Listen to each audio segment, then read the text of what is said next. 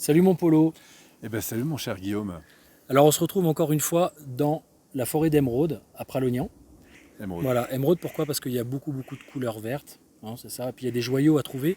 Et justement ces joyaux, c'est des joyaux qui sont plus des joyaux intérieurs, si on peut faire un peu cette métaphore-là. C'est l'idée d'aller trouver à l'intérieur de soi ce qui est justement les belles choses que l'on peut avoir et que l'on peut offrir au monde. Et donc, tu me disais là justement que par rapport à la période que l'on est en train de traverser aujourd'hui, je rappelle que quand on fait cette vidéo, on est fin août 2020, il y a beaucoup de bouleversements, beaucoup de changements sur un plan social, sur un plan de la société, même sur un plan économique.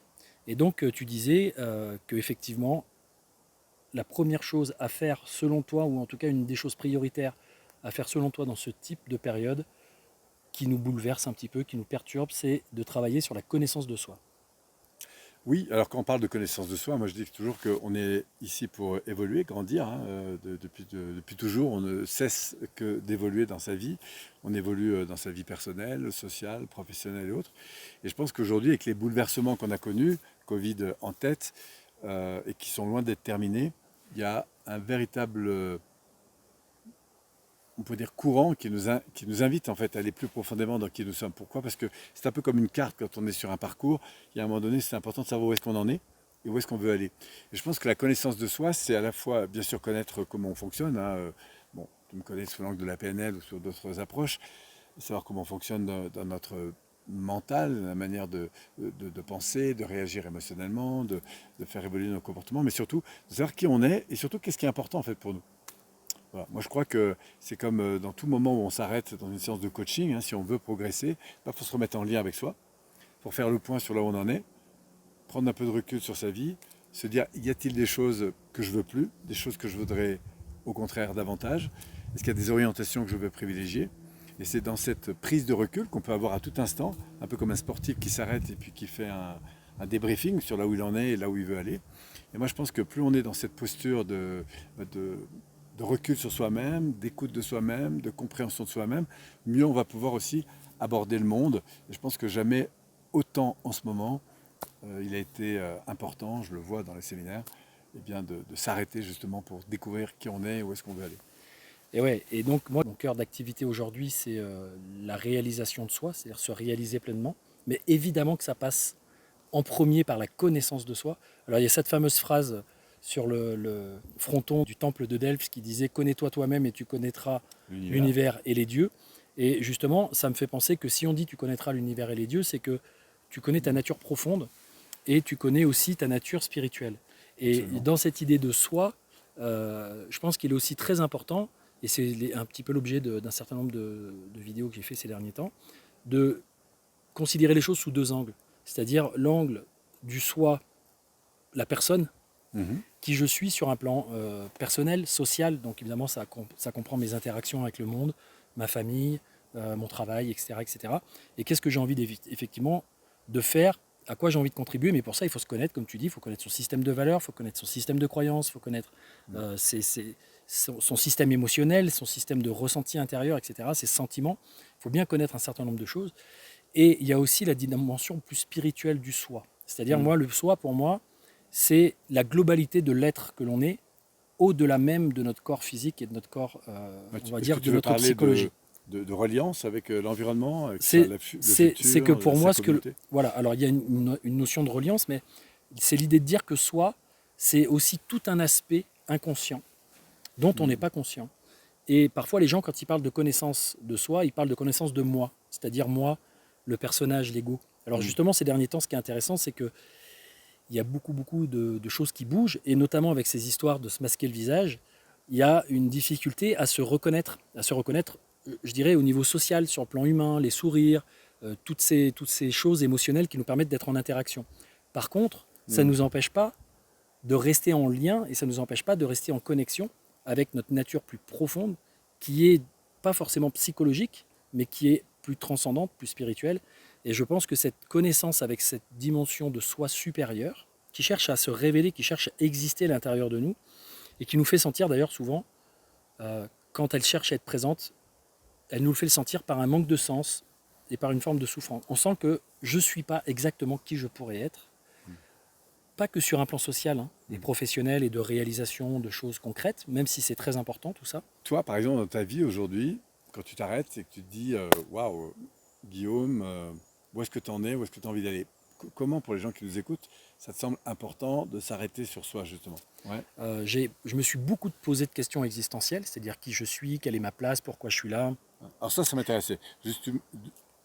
Justement, qu'est-ce qui a évolué quand tu es allé à la rencontre de toi-même? Bah, j'ai appris à connaître, en fait j'ai appris à reconnaître en moi ce qu'il y a de beau, ce qu'il y a de, De qui a de la bon, valeur, qui a de ouais. bon. Et je me suis dit, ok, j'ai plusieurs possibilités face au monde. Soit je suis en réaction, je reste focalisé sur mes souffrances, sur mes difficultés, sur mes blessures, et j'essaye de me suradapter à ce monde. Soit je vais chercher en moi ce qu'il y a de meilleur, Mhm. et j'essaye en tout cas de le mettre en valeur, j'essaye de l'utiliser à bon escient, et je me focalise là-dessus. C'est-à-dire, en gros, oui, effectivement, on a tous des zones d'ombre, alors c'est important d'aller la voir, cette zone d'ombre, de la mettre en lumière. Hein.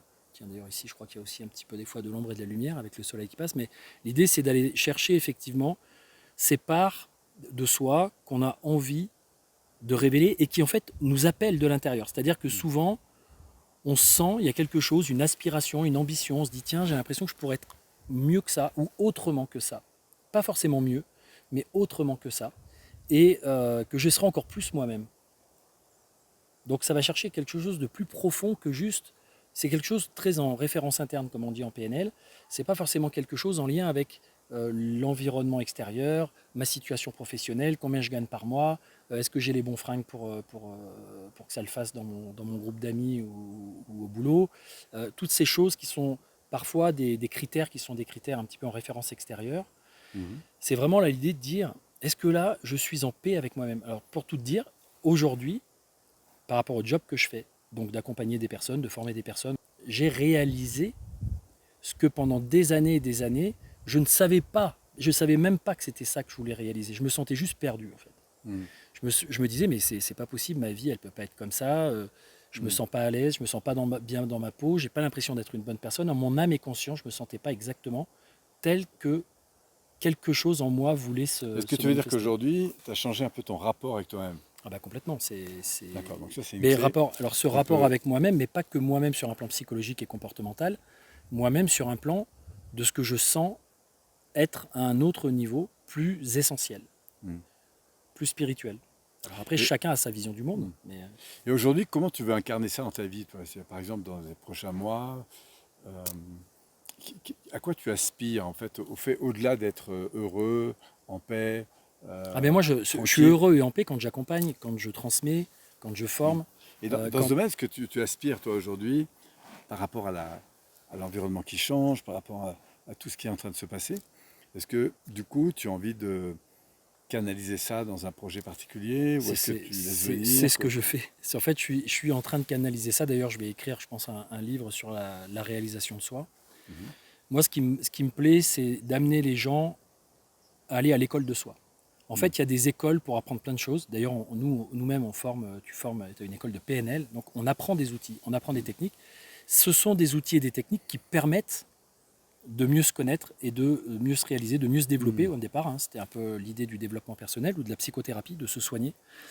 Moi, je pense que la réalisation de soi, c'est quelque chose qui englobe un petit peu tout ça, mais c'est de dire on va à l'école de soi pour faire des apprentissages. Donc on apprend à développer plus de sagesse dans sa vie, être plus en maîtrise de soi, pour pouvoir justement incarner ce qu'on a envie d'incarner, quel que soit le domaine.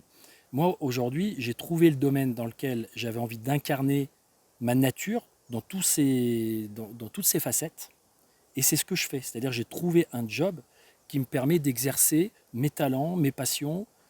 Quand je bosse, je gagne en énergie. Quand je fais des vidéos comme ça, je gagne en Mm. énergie. Quand j'accompagne des gens, quelquefois, qui sont dans le trou, je gagne en énergie. Parce que je suis en train de faire quelque chose, je suis dans le flow, je suis dans quelque chose qui me correspond tout à fait. Donc j'ai complètement Mm. trouvé ma voie. Aujourd'hui, cette voie, c'est pour moi une voie de réalisation de soi. J'ai mis longtemps avant de comprendre que c'était une voie de réalisation de soi qui m'intéressait.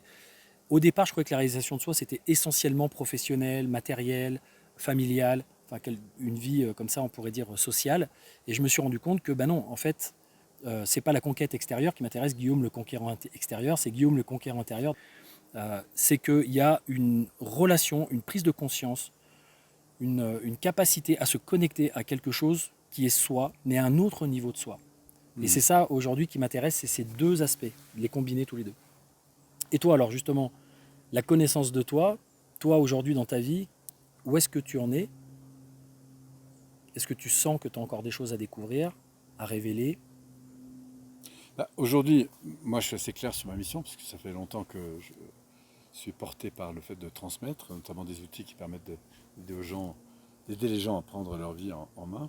Après, ce qui va évoluer aujourd'hui, c'est l'usage de la technologie, l'évolution en fait, pas seulement de la société, mais de toutes les technologies qui en font partie, pour mettre au service de ce nouveau monde, c'est-à-dire ce monde qui aspire à se transformer, et bien de plus en plus d'éléments qui vont rendre accessible à ce monde les capacités, évidemment, de changer, c'est-à-dire d'évoluer. Donc, ce que tu fais là, en fait, au fond, beaucoup peuvent le faire eux-mêmes, hein, c'est-à-dire aller à la rencontre d'eux-mêmes, comprendre qui ils sont, où est-ce qu'ils veulent aller, c'est quoi les difficultés qu'ils rencontrent aujourd'hui et qu'ils aimeraient transformer, accepter l'idée que ces difficultés, ils en sont un peu responsables, inconsciemment bien sûr, parce que les résultats que nous avons découlent des comportements qu'on a mis en place, et puis du coup de s'ajuster, un peu comme un sportif qui s'entraîne, qui a envie de progresser, mais qui à un moment donné s'arrête pour faire un vrai bilan sur là où il en est, qu'est-ce qui fonctionne, qu'est-ce qui est amélioré, et puis on va continuer à avancer. Et au-delà simplement de s'arrêter et de redéfinir les choses, c'est aussi d'identifier sur quoi j'ai envie justement d'évoluer. Moi aujourd'hui par exemple, dans mon évolution, il est clair que la consolidation des équipes, des personnes avec qui je vais progresser, c'est un atout majeur. C'est-à-dire que j'ai un potentiel personnel que je sais canaliser, mais j'ai aussi besoin d'experts qui vont m'apporter ce dont moi je n'ai pas, pour consolider cet environnement et faire en sorte qu'ensemble, on aille plus loin, jusqu'à me sentir dépassé en fait par quelque chose qui est plus grand que moi. Alors, dans mon cœur, j'ai quelque chose qui est plus grand que moi, c'est cet avenir. Et c'est grâce à ce pilier 2, une fois que je me suis positionné et que j'ai clarifié ce dans quoi et ce vers quoi je veux mettre mon énergie, qu'après, je vais continuer à grandir en trouvant les bonnes personnes, en trouvant l'environnement, tel qu'un arbre ici a besoin d'un environnement pour pousser. Et c'est grâce à cette dimension collective que du coup je peux servir une cause qui me dépasse, une cause qui nous dépasse ensemble et qui va évidemment servir le monde de plus en plus. Alors je le fais depuis longtemps, mais l'idée c'est de progresser dans cette dimension. Voilà ce qui m'importe en ce moment. Ok. Et donc c'est pour ça que je disais tout à l'heure que on avait des choses on était sur des axes qui sont similaires, mais en même temps, il y a une orientation qui est juste un petit peu différente. C'est que moi, la dimension de réalisation de soi est très tournée sur le monde intérieur, même s'il y a on pourrait dire une utilité et une contribution à donner au monde. Toi, tu es beaucoup plus axé sur cette idée de réalisation, de projet. D'entreprendre et de servir. Voilà, d'entreprendre et donc d'être dans vraiment le côté de la réalisation, de faire quelque chose, de réaliser quelque chose dans sa vie, de l'ordre d'un projet collectif ou personnel ou collectif, pour servir le monde. Donc on est sur des choses, en fait les deux sont reliés pour moi, sauf qu'effectivement on a une sensibilité un petit peu différente. Moi je suis très, très tourné vers l'intérieur et vers la connaissance de soi et de cette reliance intime avec cette dimension supérieure. Et pour moi d'ailleurs, si je vais un petit peu plus loin sur ma pensée, pour moi presque j'ai envie de dire, ce monde est un peu comme une matrice dans laquelle on s'incarne d'une certaine façon pour justement se réaliser ou pas se réaliser, c'est-à-dire un peu comme une école de la vie. Je reviens donc sur cette idée d'école de soi tout à l'heure, c'est que l'école de soi, c'est apprendre à être soi, totalement soi, pleinement soi, bien avec soi, bien avec les autres aussi bien sûr. Quand je dis soi, c'est pas être égoïste, hein, bien sûr, mais c'est être suffisamment bien à l'intérieur de soi pour pouvoir être bien mieux avec le monde, après extérieur. Et donc cette école de soi, j'ai l'impression que ça n'existe pas des masses pour l'instant, c'est-à-dire qu'il y a beaucoup d'écoles de coaching, de PNL, de techniques. On apprend aussi à être soi au travers de ça. En se découvrant soi, on découvre aussi sa relation au monde, et qu'au fond, c'est en s'écoutant soi, en se découvrant soi, en s'ouvrant à cette sensibilité, que du coup on ajuste de plus en plus notre posture au monde, que ce soit dans un couple, encore une fois, dans une famille, socialement, ou dans son activité, ou auprès de ses clients, ou auprès des gens qu'on a envie évidemment d'attirer à travers ou pour notre service. Donc je pense qu'il y a tout cet ajustement-là qui découle de la nature même et profonde de ce que nous sommes, parce que c'est à partir de ce que nous sommes qu'on va pouvoir construire avec le monde. Voilà. Et ce que je remarque au travers des gens que j'accompagne, soit en coaching, soit en formation, c'est qu'il y a des gens qui pensaient bien se connaître, qui pensaient qu'au travers de leur vie familiale, professionnelle, etc., savaient vraiment qui ils étaient et avaient le J'aime bien sentiment parce d'être à la bonne quand place. il pensait. Ils pensaient pourquoi? Parce que c'est eux qui disent après, en fin de compte, je me rends compte que j'étais pas vraiment moi-même, Voilà. j'ai pas forcément incarné toutes les dimensions de ce que je suis, que je me suis beaucoup adapté ou beaucoup, des fois même suradapté à l'environnement, et je pensais que c'était ça ma vie. Ouais. Et en fait, oui, Mais tu vois, c'est c'est intéressant une bonne parce que école. quand tu parles de pensée, on est vraiment dans la réflexion. Et quand tu passes de réalisation de soi, on est beaucoup plus dans la Oui. sensation. Ouais. Et moi, ce que j'entends, c'est qu'effectivement, le gros passage, et je le vois dans les nombreuses personnes qui évoluent, c'est qu'ils passent d'un mode mental, réflexion, pourquoi pas ça, je pourrais faire ça, Exactement. à un mode sensationnel, c'est-à-dire au fond, c'est ça qui fait sensation par la suite, c'est que tout d'un coup on est connecté à quelque chose, il y a quelque chose de plus fort qui nous porte. On ne sait pas trop d'ailleurs parfois dans quelle direction on va, ça va venir après, mais le fait qu'on est emporté justement par ce désir, par cet amour de faire telle ou telle chose, d'être dans tel ou tel environnement ou avec telle ou telle personne, et que du coup on a envie de progresser et que ça nous excite en fait de trouver. On a une vraie joie à faire, par exemple une vidéo, à faire une conférence, à écrire, à accompagner. Du coup, il y a un geste qui s'aiguise. Et au-delà de ça, un sentiment d'accomplissement en fait, qui se fait par le fait qu'on avance dans une direction qui nous convient. C'est exactement ça. Voilà. Et donc tu as tout à fait raison sur le fait que il y a la façon dont on se pense, dont on pense la vie, il y a tout un système de croyances qui va avec ça, et il y a souvent une méconnaissance de soi, dans le sens de ses sensations, dans le sens de ses états intérieurs, dans le sens de ses émotions, de ses sentiments profonds, son système de valeurs, mais le système de valeurs il est relié à quelque chose aussi de sensationnel. Et donc justement c'est ça, on pourrait peut-être même presque dire ça pour conclure, avoir une vie sensationnelle ou être quelqu'un de sensationnel, c'est pas forcément lié à ce que les autres peuvent percevoir de nous, mais c'est quand nous, on est pleinement dans nos sensations, quand on est pleinement habité, voilà, quand on s'habite pleinement, et de sens et de sensations. À partir de là, on a l'impression que notre vie est sensationnelle. Bon, on espère à toi que la vôtre va le devenir de plus en plus. Ouais, parce que là, il commence à avoir un petit peu mal au... Et moi, j'ai une sensation dans la fesse droite qui commence à monter fort. Ça marche. En tout cas, merci Guillaume pour ce petit échange. Avec plaisir. Avec cette plaisir. Belle forêt, on peut leur faire un petit 360. Allez, vas-y. Attention, voilà, ça c'est le tour. Regardez comme c'est beau. On se croirait pas, nous sommes véritablement dans une forêt magique.